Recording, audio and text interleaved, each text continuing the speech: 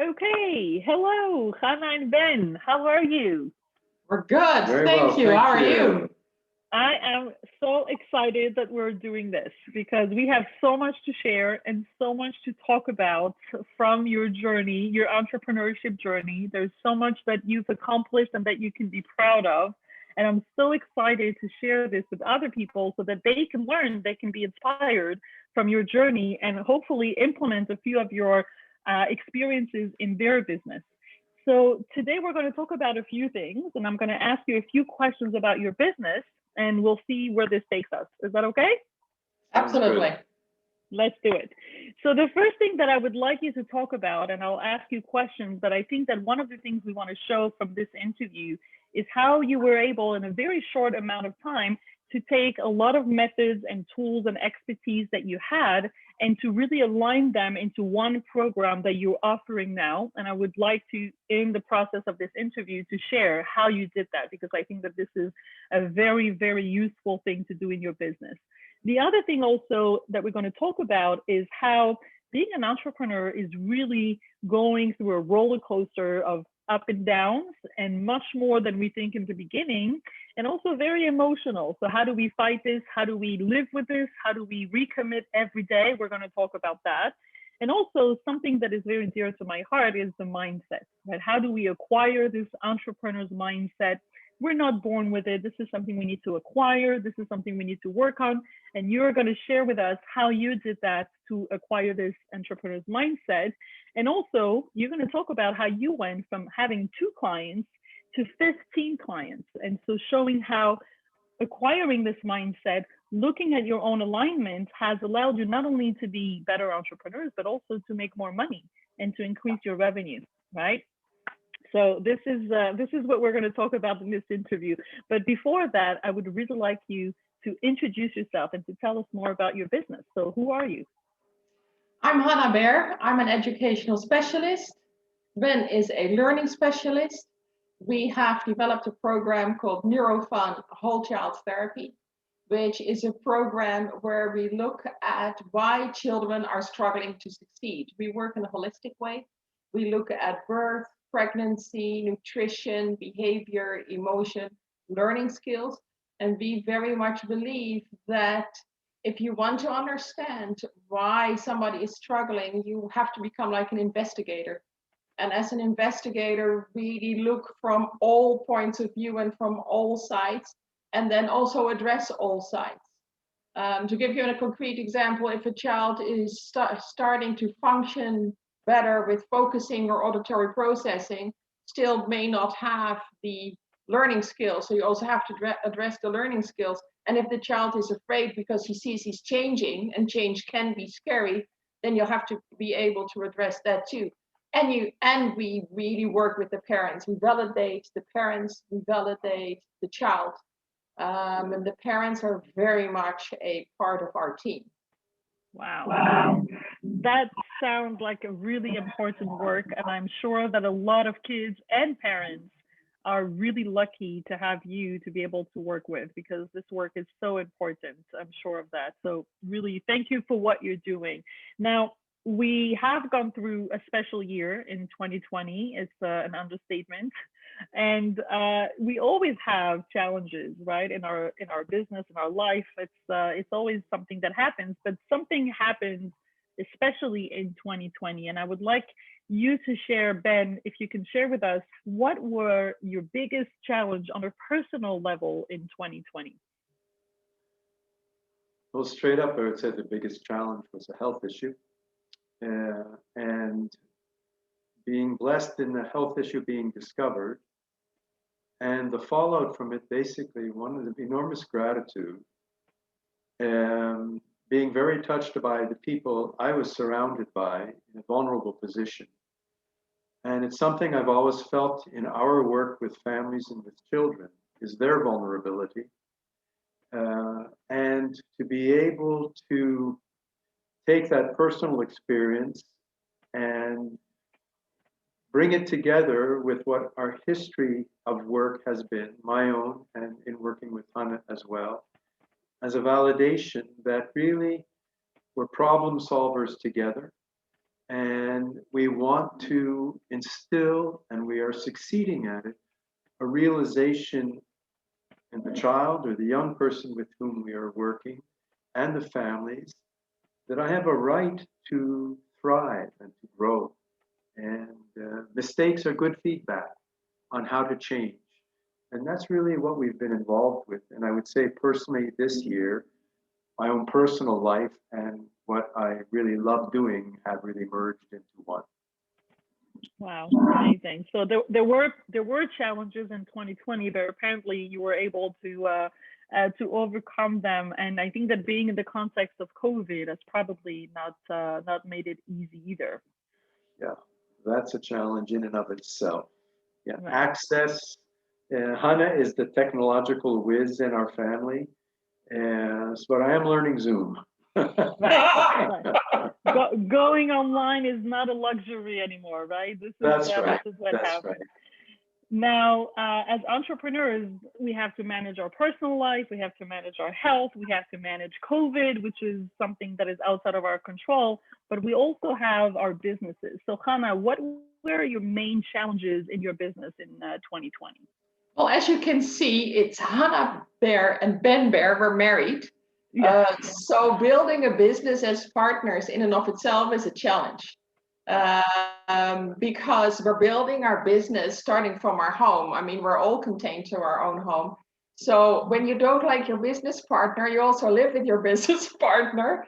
So it really is all the time connecting to what your shared dream is and what you want together, and realizing that what happens in work doesn't need to happen in your marriage. It's like you need to commit to both, basically, which is interesting because it was a dream from the moment we met. So that has a history. And then building our business from scratch in Corona times, which was hit at exactly the same moment that Ben suddenly had to go into surgery. It was a real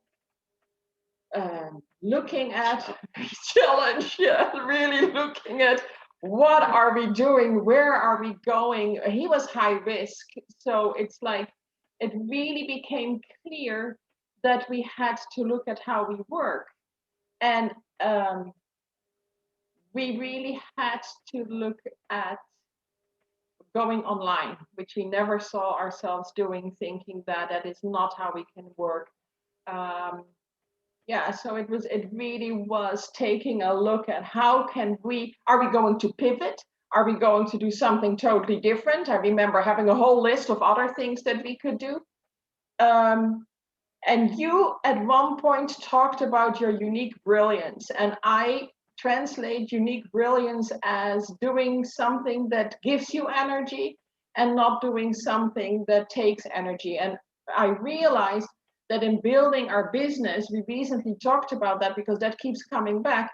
You do a lot of things that are not in your unique brilliance. So if you're not careful, you work all the time in those areas where your weakness is, which makes you feel bad about yourself because that's not where your brilliance is. So it is all the time finding those moments to connect to your unique brilliance, because otherwise you just give up hope. That was a real business challenge for us, especially at the moment that we started. I'm like, oh, what are we gonna do? Yeah. Right. So a challenging 2020 year on a personal front, on the business front. You starting, even though you had years and years of experience in your professional life, but this was the year that you had decided to launch your business, and at the same time COVID happens, and all those questions that you had and that I'm sure so many other entrepreneurs had. Do we pivot? Do we stay? Do we go online? All those questions. So Ben, I want to ask you, how did you overcome this challenge? What was your secret? Because we said in the beginning that today you are in your growth curve and you are serving more and more parents and more children. So you must have a secret. How did you overcome this challenge? It's interesting. What the secret is, for me, it was a discovery, and it is that I have the right to my voice, to my creative voice. I have the right to my vision and my dream. Like Hanna said, we shared this when we first met, what we would love to do. And suddenly finding yourself in a situation, not only do I have the right to it, but I can trust that voice. And it's really a creative process and an independence that's different. It comes with its fears and doubts and so on. But what I keep coming back to is a true validation of ourselves, and that we have the right and the opportunity to share our dream. And I find that impacts me when I'm interacting with the kids that I'm working with, where we're having fun, but also where the kids are learning, and I can see them trusting their voice. And I think maybe now I'm just thinking of it as I speak, that maybe it's connected where I trust my voice, they can learn to trust theirs. Definitely. So, yeah, that's how I've overcome and met and enjoying the process of the challenge. Amazing. But it's not so much a challenge. Right, exactly. And so, Hanna, I would like you to share, because, I thought you were going to say, we did more marketing, we went more online, we did more social media. Those are the answers that people are expecting to hear, right? But Hanna, I would like you to share also, how did you overcome this? What was your way of overcoming this? We don't know where to go. We don't know about COVID. We don't know how to launch our business. What was the first thing that you did? The first thing, exactly like what Ben said, the first thing was that decision of, I am going to stay. I know what I'm about. I know what I stand for. I know what I believe in. And I also know what I want to put into the world. So it changed from, I need to make money, to what do I want to put out? Okay. And for us, in going into, we did a lot of meditation and a lot of visualization. I remember that question of like, why? What is your why? That used to irritate me to no end, until at one point I was meditating, and I suddenly I broke actually in tears. I came to Ben and I said, like, I know exactly why I am doing what I'm doing, and it has to do with my deepest core. So with that realization also came the realization who our real client is. The real client is not the child. We had always been focused on very much on the child, the child. That is not our client, separate from the fact that it's not the child that pays us. It's the parent that we have to reach. It's the parent that we want to help. Yes, we want to help this child, but if we help the child, the parent's life is changed too. If we see that the child is struggling and we can help the parents to communicate and to work with their child and be part of a team and not be judged because it's the parent's fault, and not feel lonely because they feel that they're the only one that has a child that's acting out. Okay, that is where it started. And very much realizing that, okay, I'm an entrepreneur.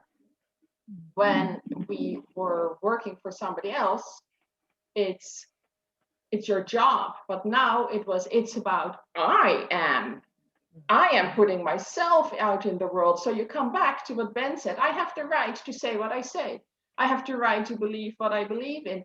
And that mindset and the being ready for all the roller coasters up and down of being an entrepreneur, that very much was the theme of this past year. It was actually interesting because it really comes in all your actions. It comes down to, what am I putting out in the world? I want to reach out. And I wish I had kept the statistics, because it came to, if I put out onto social media a message or on a post with no strings attached and just putting it out to help there, I had response. And the moment that I put something out there like, I need to make money, how many people are gonna see this, how many people are gonna like this, no response, or one or two. It's like, I have to go out there to help, to bring what we want to bring into the world, and all the time, and it comes down to every day, and that's the exhausting part of being an entrepreneur, I think, is that you have to recommit to that mindset and to the visualization and to the meditation. And when you feel bad about yourself and when you're panicky, the last thing you want to do is meditate. But it comes down to a constant recommitment, because it helps you to keep the balance on the roller coaster. Yes. And it really is all the time realizing this is what got us to this point, even in the moments of self-doubt. The clients that came to us were angry boys and complicated kids. And in the beginning, when they started coming, I was like, did I ask for this? Well, apparently I did, right? So if this is who's coming to us, then apparently we are the ones that have to play a role in these kids' lives, which comes back to what Ben said, trust our own voice. Now, that's amazing, because basically starting from the alignment of what you understood, that is your voice, that is your role, who you want to serve, and then going to the mindset of, now I'm an entrepreneur, I'm going to take that voice and I'm going to bring it out there, and I'm going to learn to live with those roller coaster. It's actually gave you results, going from 2 clients to 15 clients only in a few months. And so it's not just about, like we said, sitting on a mountain and meditating and hoping that everything is going to happen, right? It's really bringing results. It's really bringing results in money, in number of clients, in recognition, in exposure. So the recipe that you're talking about is not just wishful thinking or spiritual connection. It's actually a strategy. It's a strategy that works. And so the spiritual part is actually hard work. It's not woohoo woohoo la di da. It really isn't. It is mamash work. Right. It is work. And that's from what I hear from you, and this is what I see with so many other entrepreneurs. It's when you understand that this is where the work starts, that the rest just happens. The rest, unfolds, because you're sharing. You're not marketing, you're sharing, right? You're not selling, you're offering your services, right? Hanna, a number of years ago, had spoken to me about visualization. And yes, that's nice, Hanna, that's nice. So I started paying attention and actually really love doing it now, because it fleshes out the feelings that I have. And it's kind of a reciprocal process, and it brings me closer to actualizing my own voice, my dream. Believing your voice. And believing it. It kind of gives you a contact point. I would speak highly for it. It also makes you happier. Yeah. Because you're not just sitting there thinking, oh, like, la-di-da, this would be nice. You're actually feeling already. For us, it's like a real act of being religious Jews. It's a real act of emunah, because you're putting trust. So that means that you feel it already and you're happy already. Hey, and then comes the roller coaster. So you don't experience this, you experience this. Right, exactly. Right. Exactly. Yeah. So the last question that I would like to ask you to close this fascinating interview is, and we're going to start with Ben, what would be the advice that you would give to entrepreneurs? Okay. We lived in Montreal before we made Aliyah and came to Israel. And I remember the mechanic that worked on our car. And I remember being very touched how much he loved what he did. And he worked by himself. He was an entrepreneur. And we spoke about what you're doing. And we were about to leave to come to Israel and, in effect, to launch our own dream in many different ways. And I think what I would say to any other entrepreneur is you have the right to that dream. And if you're considering it, that also means that you have the tools to do it. Yeah. But you have to trust and love yourself and your tools, and then you will enjoy yourself. And it's not that it's like a smooth flow. I mean, look, suddenly there's COVID and there's all the challenges of that. And those are very real challenges. But it's as real to stay connected to your dream. And that's what I would say to entrepreneurs. Amazing. Thank you, Ben. What about you, Hanna? What would you say to entrepreneurs? It also comes back to something that you were saying earlier, like you're not born an entrepreneur. To me, that was a big eye opener because I mean, I'm a therapist. I never thought of myself as a business person. And I come from a family with all kinds of people in business. So I was always a bit like, anti-business. So I never thought that I would at one point have a business like this and building it up from scratch like this, right? Like a few years after making Aliyah. And I think that is what I would say to everybody. It's a mindset change. It's knowing that it is a roller coaster and accepting that it is a roller coaster, that if you feel you're on the roller coaster and you're going down, you are not failing. It's like that recommitment to hang on a second. And that this is the moment actually when I find it much harder than it was in the beginning, because in the beginning there was that urgency. Now it's like, oh, some of the kids are going to come towards the end of their program. Oh my gosh, we have to have new clients, Hey, wait a second. What did I do then? And am I still doing that enough? Do I have to recommit to really doing it on a daily basis? That whole alignment, that is not something you start in the beginning. That is something that is continually, because you will all the time have doubts, you will all the time have struggles. That's right. And it's like, even between the two of us, it keeps recommitting to that dream. That's what it comes down to. And I think that is what an entrepreneur is. And that for me has been also the most surprising part. Mamash.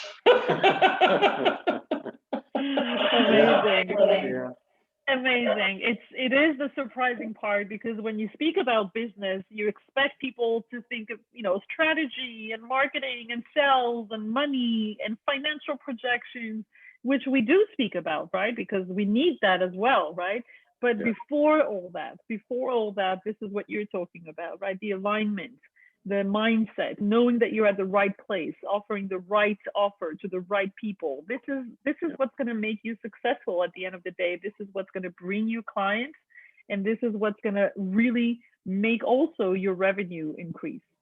I want to add something to that, Natalie, because yes, you talk about marketing and financial and systems and everything. Before we were aligned and committed to the why and the visualization and the meditation. Talking about finances and talking about systems felt overwhelming. Yeah. But now, because it becomes part of the bigger picture, it is just a way to get to that end point that we dream about.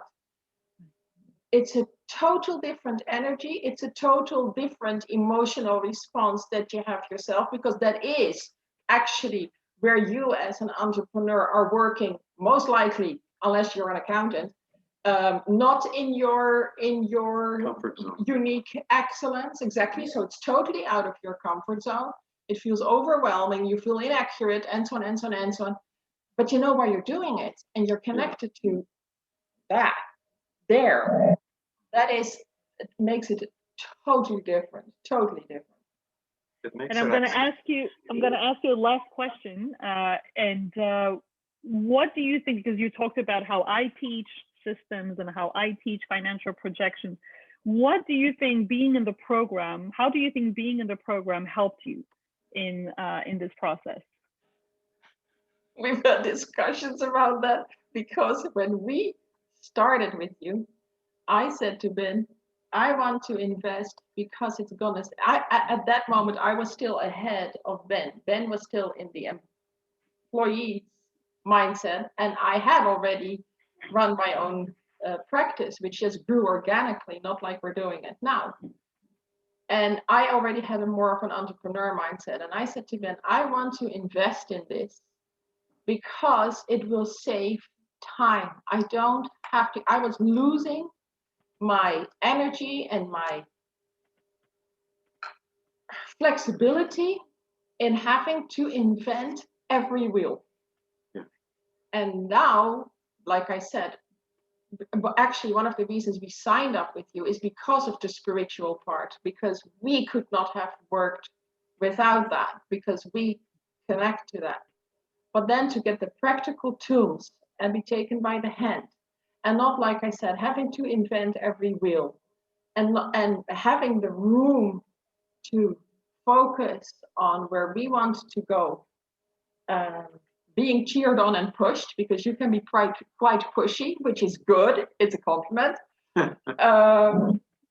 Pushing us to make some decisions that we were uncomfortable making and that we had to look at because of what we said our goals were.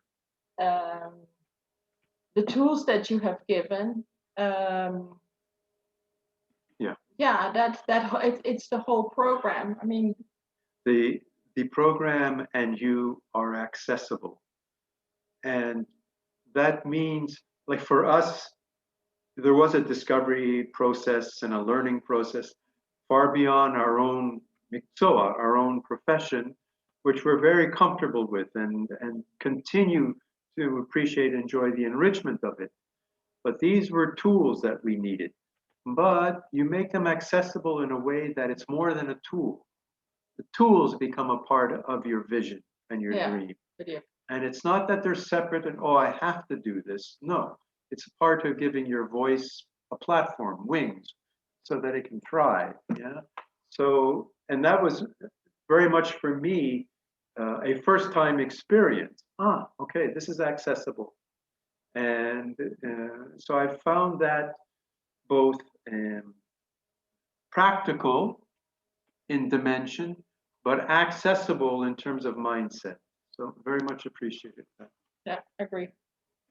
Thank you so much, Hanna Ben.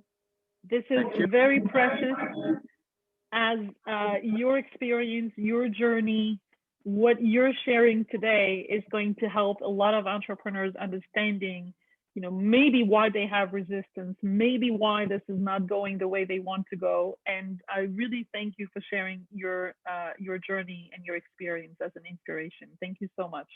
Thank you. Simcha. Thank you.